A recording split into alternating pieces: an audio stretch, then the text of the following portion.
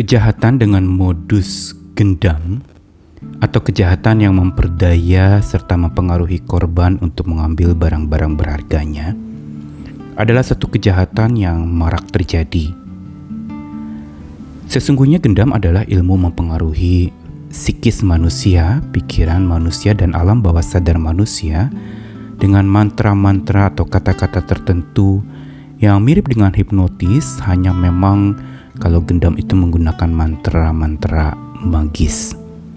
Dan secara teknis, gendam merupakan salah satu dari gabungan teknik shock induction, Ericksonian hypnosis, dan mind control atau telepati.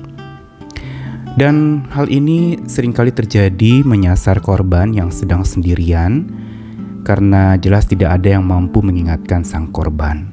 Juga pada saat di mana orang itu sedang melamun atau tidak begitu sadar akan keberadaan satu situasi. Dan dalam kondisi di mana dia sendiri juga melamun dan bingung karena tidak ada teman, maka pikiran bawah sadarnya akan menjadi terbuka. Dan karena itu lalu jadi dipengaruhi dengan memberi sugesti terus-menerus.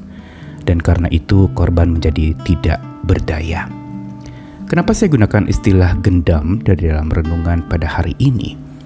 Karena saya ingat tentang satu perasaan di dalam diri manusia, yaitu rasa dendam. Dendam adalah sesuatu yang sesungguhnya ada di dalam diri manusia, perasaan yang di dalam hati kecil manusia berangkat dari sebuah kebencian, keinginan membalas dendam, membalas sebuah perbuatan jahat yang dilakukan kepada orang itu. Dan pada saat itulah maka dendam menjadi sesuatu yang lalu dipendam, dan ini sebenarnya menjadi serupa dengan gendam tadi, yaitu mempengaruhi alam bawah sadar kita sampai-sampai kita menjadi mudah meledak atau mungkin bisa melakukan satu tindakan pelampiasan dendam secara diam-diam. Dalam arti mungkin entah tidak mempedulikan orang itu, lalu kemudian memilih untuk tidak bertemu dan sebagainya, atau mungkin melakukan satu tindakan-tindakan kejahatan tersembunyi kepada orang yang kepadanya ia dendam.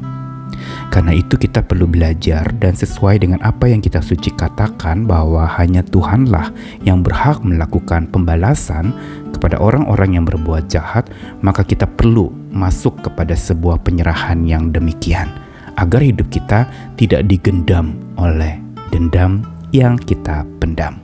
Saya Nikolas Kurniawan kembali menemani di dalam Sabda Tuhan.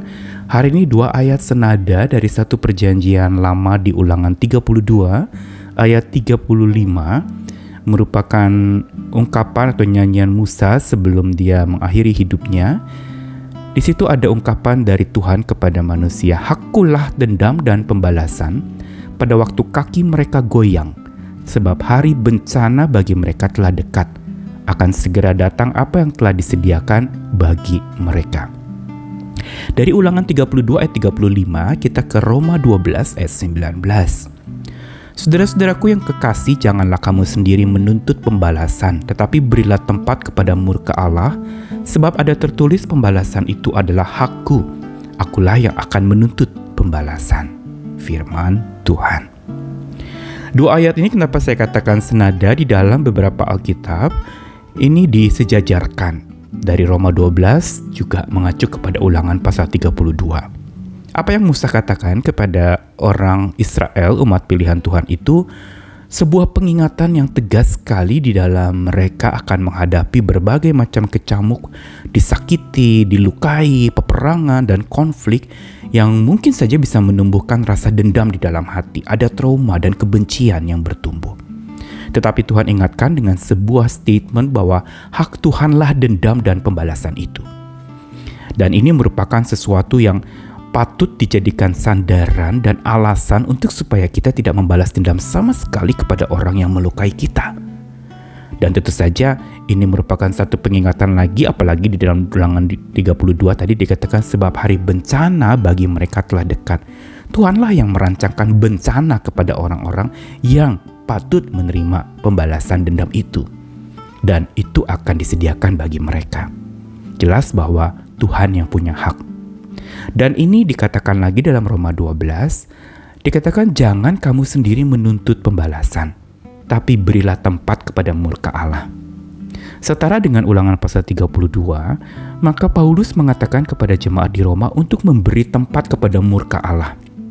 Ini adalah satu implikasi yang jelas sekali dari apa yang dituliskan dalam Ulangan 32. Dikatakan Tuhan yang memegang hak pembalasan, karena itu kita sebagai orang percaya perlu memberi tempat kepada murka Allah yang sanggup membalas dengan caranya sendiri, bukan dengan cara kita. Mungkin saat kita mau membalas dendam, kita akan melakukan tindakan kekerasan sama seperti kekerasan yang kita terima dari orang itu. Mata ganti mata, gigi ganti gigi. Kalau saya diperlakukan jahat, saya akan membalas kejahatan itu dengan lebih keras lagi. Dan tentu saja ini tidak akan menyelesaikan masalah, karena ketika mata ganti mata, orang menjadi buta matanya, dan gigi ganti gigi menjadi ompong dan tidak bisa lagi berpegang kepada kebenaran yang dari hikmat Tuhan. Karena itu, apa yang diingatkan dari sabda Tuhan hari ini adalah mengajarkan kepada kita untuk supaya kita bisa mengatasi atau menanggulangi perasaan dendam yang ada dalam hati kita. Kita bisa disakiti, kita juga mungkin bisa menyakiti, tetapi dendam yang dipendam itu melebihi segala macam sakit hati. Sudah sakit hati yang pertama, reaksinya dengan terus mendendam, sakit hati akan berkepanjangan sesungguhnya. Dendam makin dipendam, dia akan makin menjerat dan mencengkeram kita. Atau dendam yang dilampiaskan diam-diam. Tidak tegur sapa, tidak lagi mau menyapa, dan lalu kemudian tidak lagi mau menjalin hubungan. Ada kebencian yang tampak di luar mungkin senyum, muka gembira, tapi dalam hati siap-siap menikam dari belakang. Dan ini digambarkan seperti peribahasa api dalam sekam. Apa itu api dalam sekam? Siap-siap terbakar. Tertutup sekam itu memang menutupi api itu, tapi ketika lalu kemudian sekam itu dibuka, maka dia akan menyambar apinya kemana-mana. Dan inilah sebenarnya cara kerja seperti yang tadi saya katakan, yaitu proses menggendam. Proses di mana orang dipengaruhi sampai akhirnya dia lupa diri, dan lalu kemudian dia dipreteli atau diambil segala hartanya.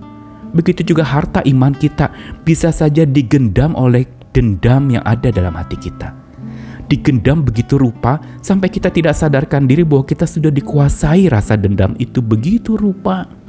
Dendam itu sudah menjadi begitu membara, menyala terus, dan siap untuk meledak lewat kata-kata, lewat tutur, lewat perbuatan, lewat cara pikir dan sikap kita yang penuh kebencian yang kita simpan dalam-dalam. Tentram kita juga bisa jadi digendam oleh dendam itu. Tentram kita hilang. Tentram kita diambil, dirampas, itu harta yang berharga dan harta yang begitu mahal yang tidak bisa kita beli dari manapun juga. Dan itu karena ada dendam, maka dendam itu menggendam tentram kita, merampas tentram kita. Dan membuat berikutnya adalah ketika hidup kita digendam oleh dendam, maka cinta akan tergenggam makam. Berarti apa? Cinta menjadi binasa karena kita tidak pelihara untuk terus bertumbuh. Cinta itu tergenggam makam, berarti memang dia binasa dan tidak ada lagi cinta kasih dalam hati. Yang ada adalah bagaimana balas dendam ditegakkan, dilakukan, dan orang itu dibinasakan sesegera mungkin. Dan kalau cinta kita tergenggam makam atau jatuh ke dalam makam dan mati, hidup makin lama makin muram. Karena itu pelajaran hari ini mengajak kita untuk belajar satu hal. Bukan mendendam, bukan balas dendam, tetapi mengasihi dan belas kasih. Itulah yang kita patut praktekkan. Mengampuni orang yang menyakiti kita, mengasihi musuh-musuh kita sebagaimana yang kitab suci ajarkan. Karena itu kita perlu memberikan diri kita, pikiran kita dikuasai hanya oleh Tuhan yang Maha Kasih itu, agar pikiran kita tidak digendam oleh rasa dendam kita, sampai akhirnya cinta kasih menjadi pudar dan mati, dan hidup menjadi makin muram dan tidak punya hati lagi untuk mengasihi. Tuhan menolong kita, mari kita berjuang lagi untuk hidup dalam cinta Tuhan yang melayani dan mengampuni. Amin.